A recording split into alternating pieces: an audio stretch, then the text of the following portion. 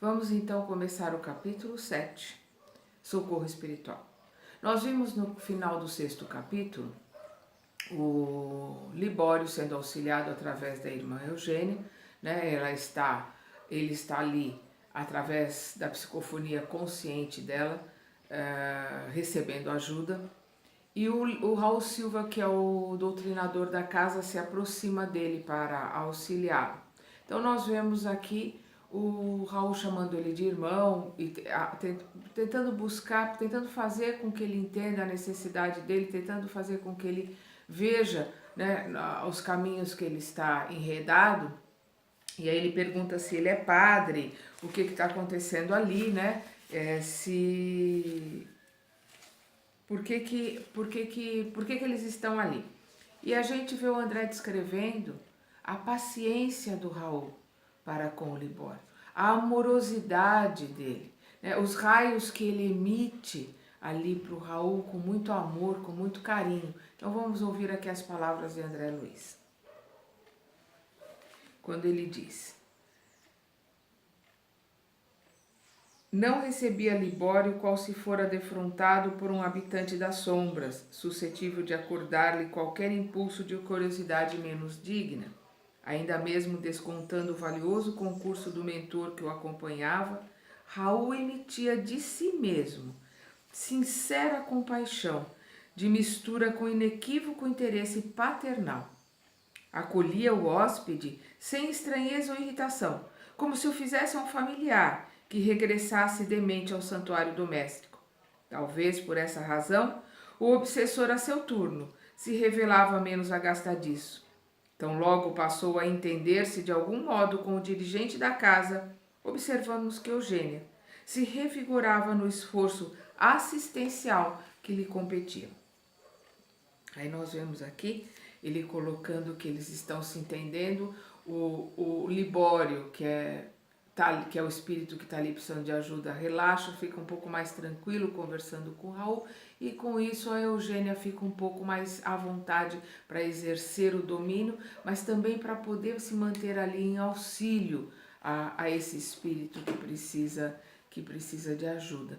Aí então nós vemos aqui que ele coloca, né, se ali é uma zombaria, se é porque que eles estão ali todos, se ele, Libório, deve alguma coisa para eles. Olha que bonita a resposta do irmão Raul. Devo-lhes algo? Perguntou Libório. Pelo contrário, exclamou o interlocutor convicto, nós somos quem lhe deve atenção e assistência.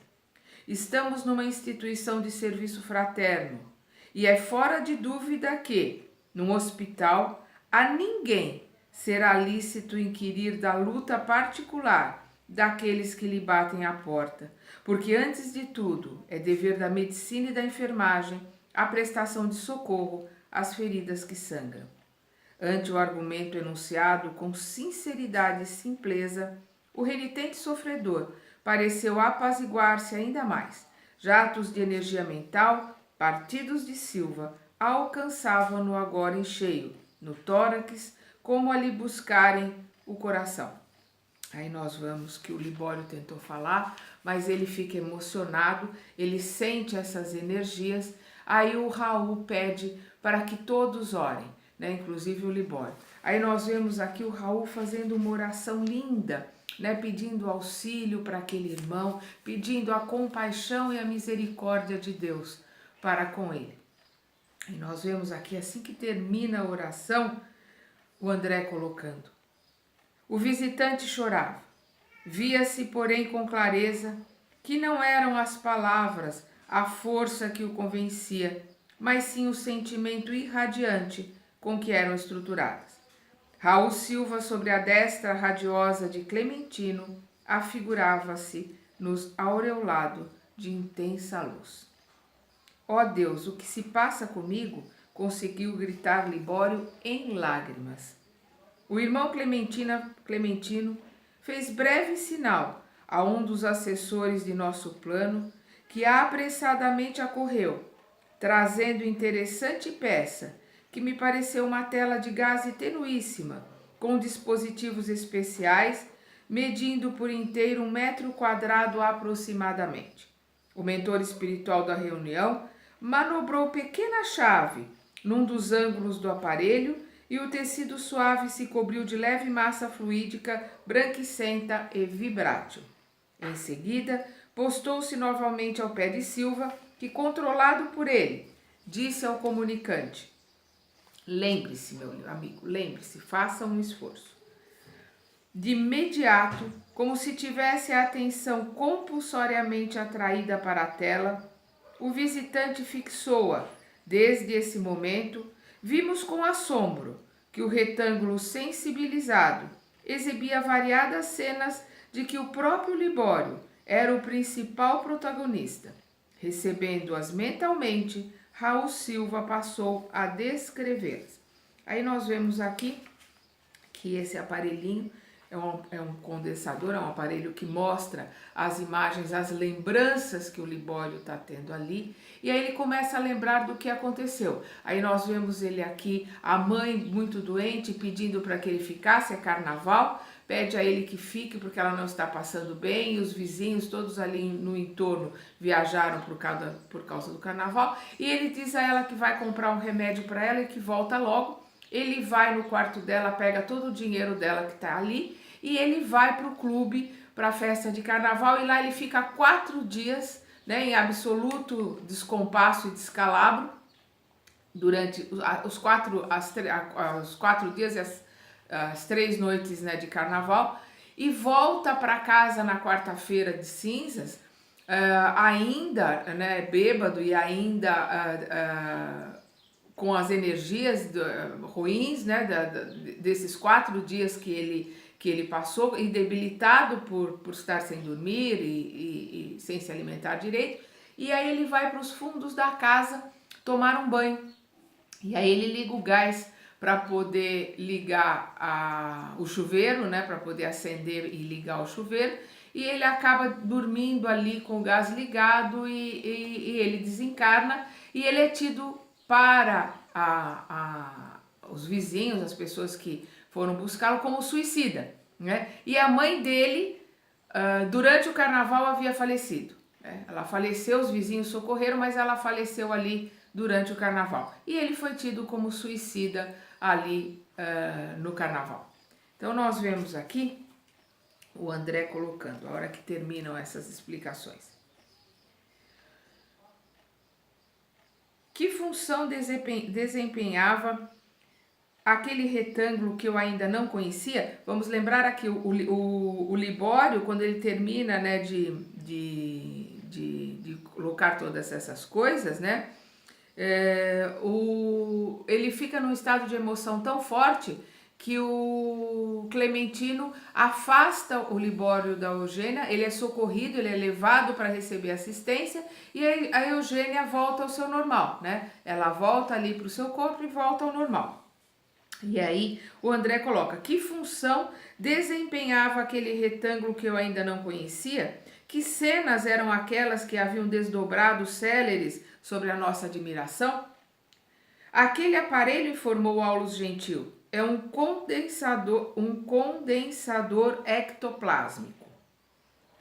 Tem a propriedade de concentrar em si os raios de força projetados pelos componentes da reunião, então reproduzindo as imagens que fluem do pensamento da entidade comunicante, não só para a nossa observação, mas também para a análise do doutrinador que as recebe em seu campo intuitivo, agora auxiliado pelas energias magnéticas do nosso plano.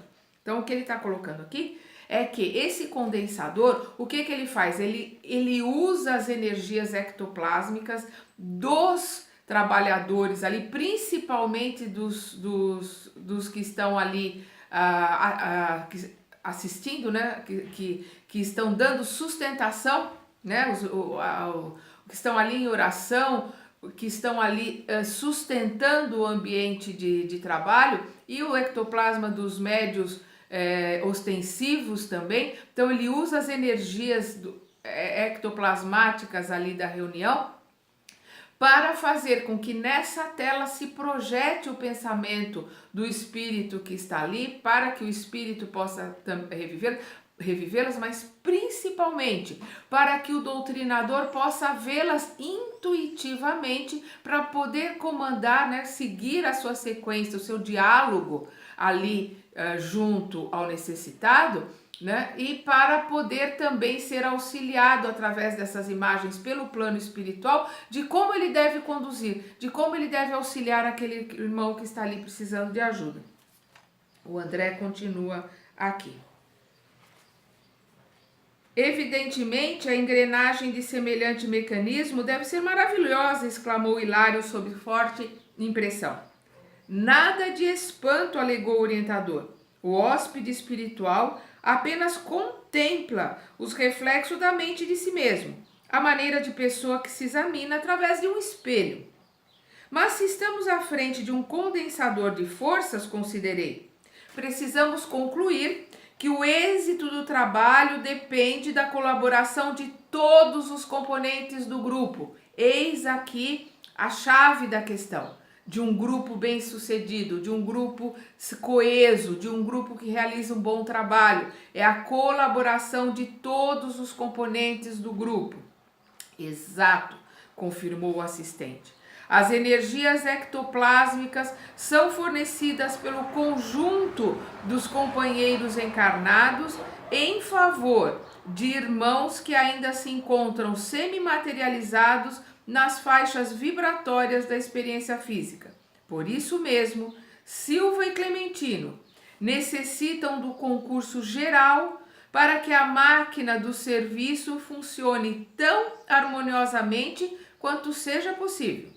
Pessoas que exteriorizem sentimentos menos dignos, equivalentes a princípios envenenados, nascidos das viciações de variada espécie, perturbam enormemente as atividades dessa natureza, porquanto arrojam no condensador as sombras de que se fazem veículo, prejudicando a eficiência da Assembleia e impedindo a visão perfeita da tela por parte da entidade necessitada de compreensão e de luz. Então, nós vemos aqui que o que ele está colocando é a necessidade de preparação, de estudo, né, do trabalho durante o dia com a mente, com o corpo, com a alimentação, com tudo que os médiuns, todos somos médiuns, que os médiuns de sustentação e os médiuns ostensivos têm que ter para poder chegar ali e realizar um bom trabalho. Né? Precisa haver essa sinergia, né? Estarem todos ali com a mesma boa vontade, estarem todos ali com o mesmo esforço, né? Se unindo para um trabalho. Basta um que esteja ali com pensamentos ruins, com uma vibração ruim, com flúvios, com emanações ruins do corpo, se tiver ingerido alguma coisa que não deve, para atrapalhar o trabalho de todos, porque o plano espiritual tem que isolá-lo, tem que fazer com que ele atrapalhe o mínimo possível. Então ele vai ocupar parte dos trabalhadores espirituais para isolá-lo ali, e o trabalho daquela sessão mediúnica, daquela sessão de auxílio, vai ficar comprometido, porque, por exemplo, essa tela de condensação vai mostrar sombras. Vamos dizer assim, fica fácil de entender, que são os maus contatos. Então tem todos ali, se existe uma sinergia, o ectoplasma forma ali naquela tela, né, uma imagem perfeita, como uma tela de plasma de uma televisão, né? E se um irmão ou